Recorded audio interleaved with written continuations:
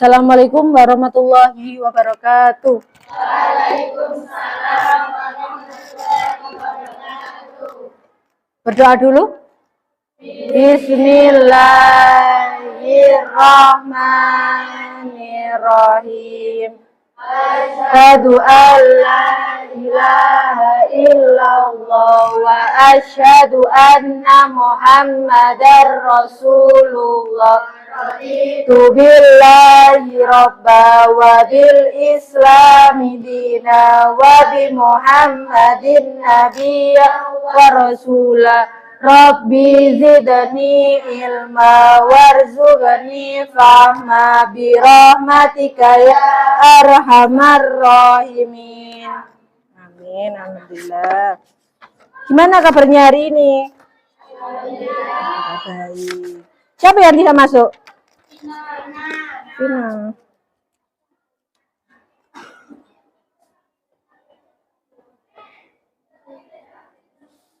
Nama panjangnya?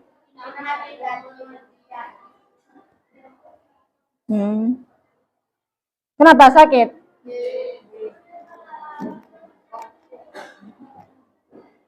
Pohon Vina saja?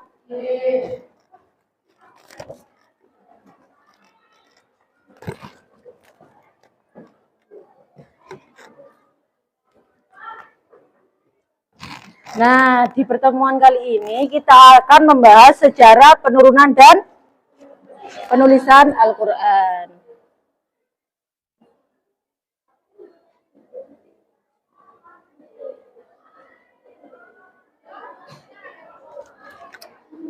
Al-Quran, di bab ini kita akan membahas yang pertama proses penurunan Al-Quran dan yang kedua sejarah penulisan Al-Quran.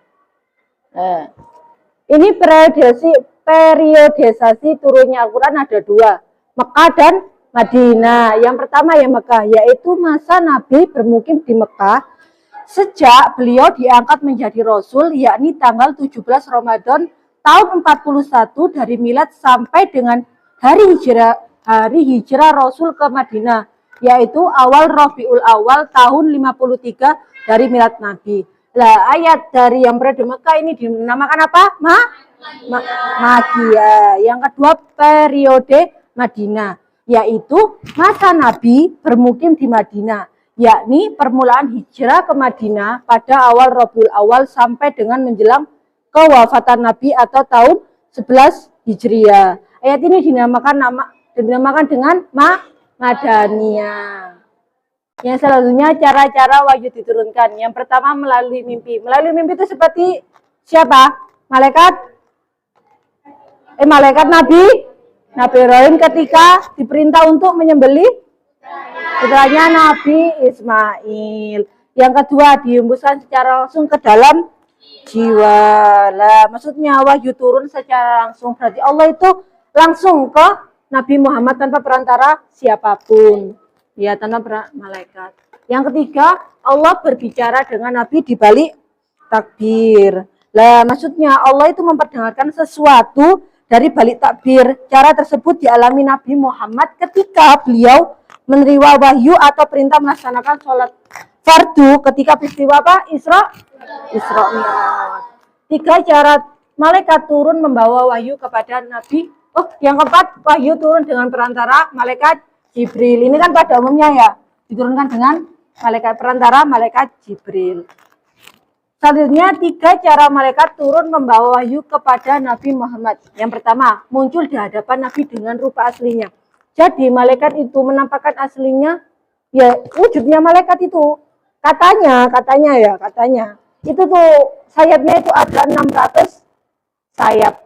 Bayangin ya, nama saya itu besarnya gimana. Terus yang kedua menyamar sebagai laki-laki.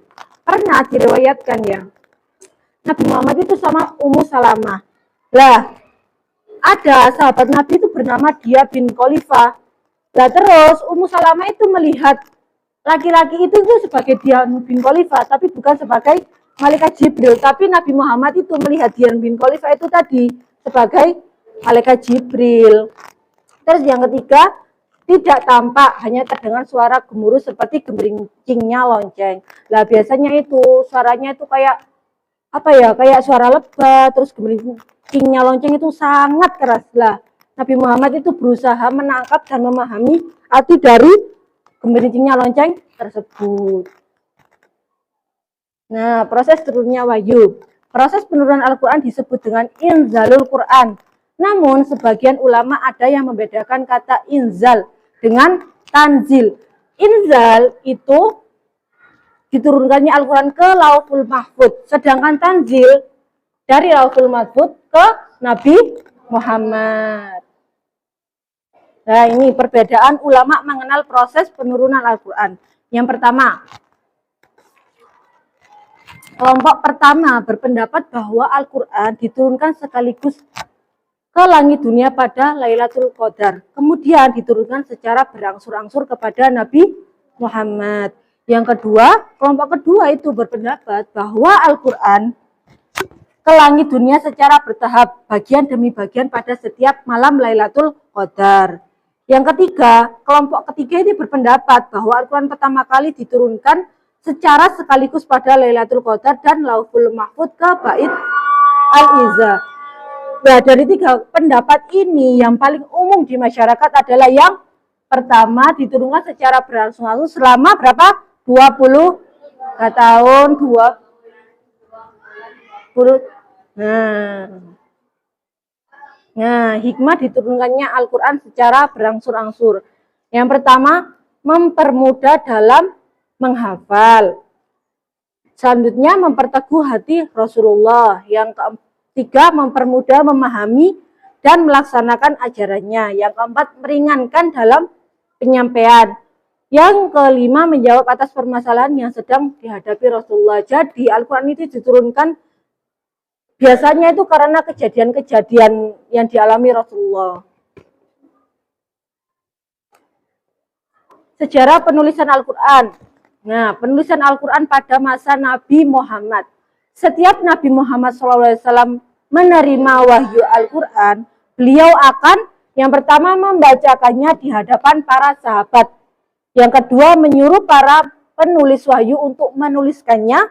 Yang ketiga, beliau juga menunjukkan letak urutan ayat yang baru dengan ayat-ayat yang turun sebelumnya. Yang keempat, yang terakhir adalah memberikan nama surat. Terus, sahabat yang menulis Al-Quran itu ada 4. Yang pertama, Ubay bin Ka'ab. Yang kedua, Abdullah bin Mas'ud. Yang ketiga, Mu'az bin Jabal. Dan yang keempat, Sa'id bin Sabit.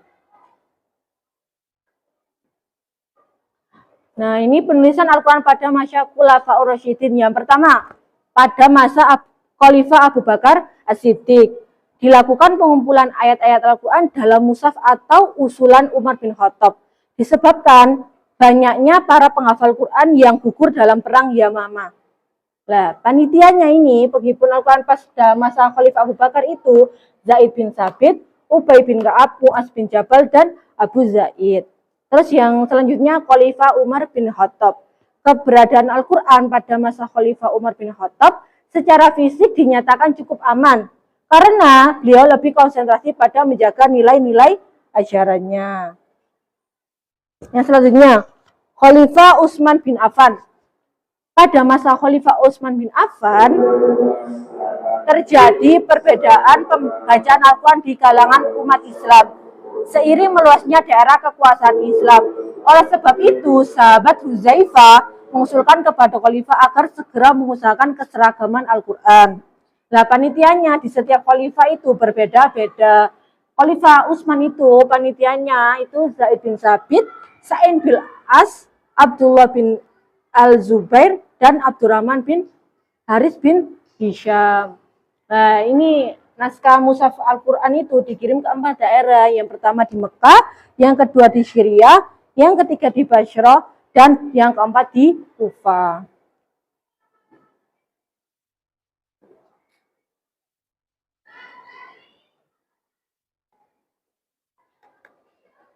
Nah, ini penulisan Al-Quran pasca masa mushaf Utsmani. Mushaf yang ditulis pada masa Khalifah Utsman belum dilengkapi dengan titik harokat, sehingga dapat dibaca dengan menggunakan berbagai macam bacaan yang telah diajarkan oleh Rasulullah. Namun ketika mushaf tersebut dibaca oleh orang non-Arab, maka kesulitan Mereka kesulitan, bahkan sering menimbulkan kesalahan fatal yang dapat merubah makna.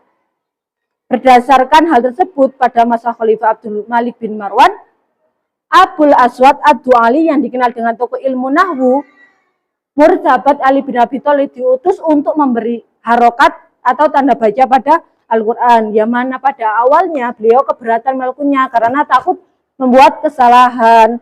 Tetapi karena hal tersebut penting demi menjaga keaturan Quran, jadi siapa tadi?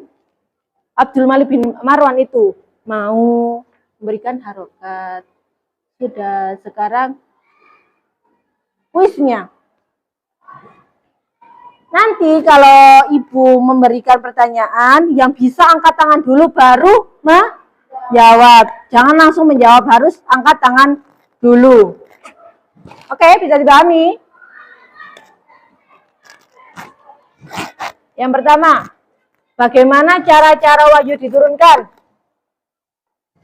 Oke ya, Pen. Terus, tadi yang ada 4 tadi loh. Lewat mimpi.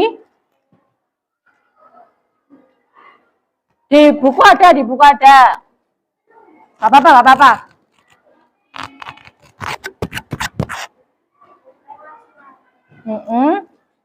Ada 4 tadi.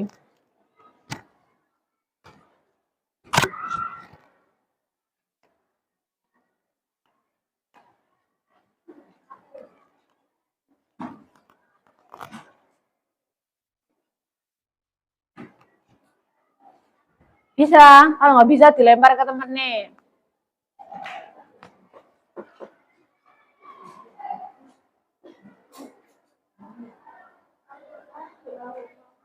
Bukan itu.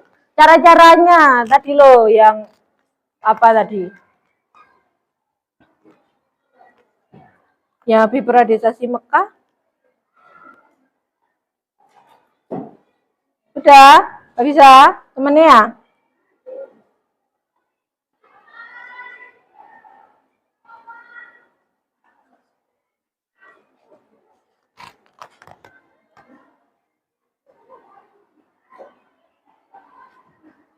Dilempar, ayo siapa? Bisa? Ayo. Ayo. Apa yang keras?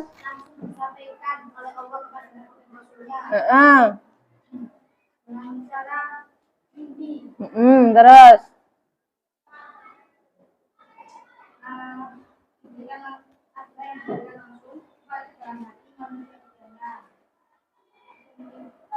Yang tadi loh ada 4.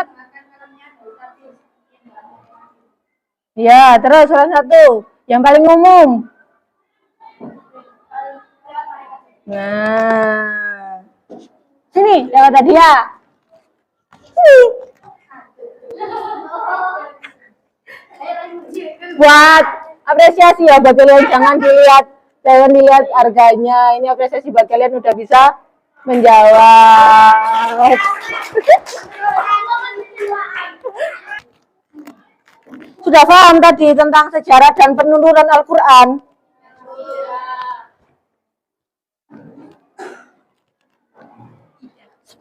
Sebentar. Nah, diingat-ingat nggih, minggu depan kita adakan ulangan harian atau mengerjakan LKS nggih.